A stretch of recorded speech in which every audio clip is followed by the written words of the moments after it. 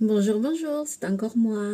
Je reviens vers vous encore aujourd'hui, les amis, pour le CV. Dans la précédente vidéo, on avait vu qu'il fallait faire un CV qui soit assez cohérent avec le poste pour lequel on postule.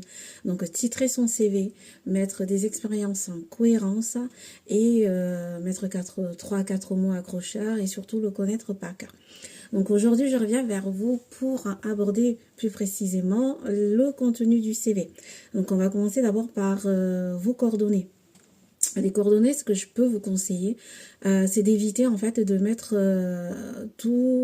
votre adresse personnelle, votre date de naissance par exemple, votre âge.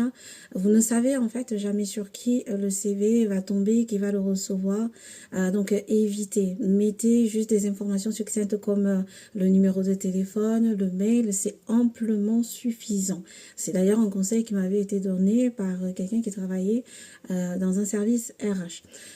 Concernant maintenant les expériences, ce que moi je vous recommande au niveau des expériences, c'est de mettre en fait, de joindre des petits logos des entreprises dans lesquelles vous avez travaillé.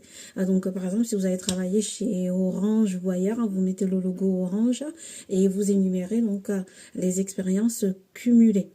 Pareillement pour tout ce qui est lettre de motivation. Moi, ce que je peux vous donner comme astuce, c'est qu'en fait, sur votre CV, réservez un petit coin où vous allez vraiment mettre vos motivations. Ça pourra vous aider dans le cas où vous n'envoyez pas de lettre de motivation, ou même si vous l'envoyez, la personne qui a le CV pourra automatiquement visualiser au travers du CV vos motivations. Ensuite, qu'est-ce que je peux vous conseiller d'autre? Ça va être par rapport aux outils, donc les outils que vous maîtrisez, vraiment choisir les outils en cohérence avec votre poste. De même pour les diplômes, vous pouvez avoir tout un tas de diplômes, mais il faut vraiment les sélectionner les gars. Il faut vraiment sélectionner les diplômes qui sont alignés au poste pour lequel vous postulez. Pareillement pour le centre d'intérêt.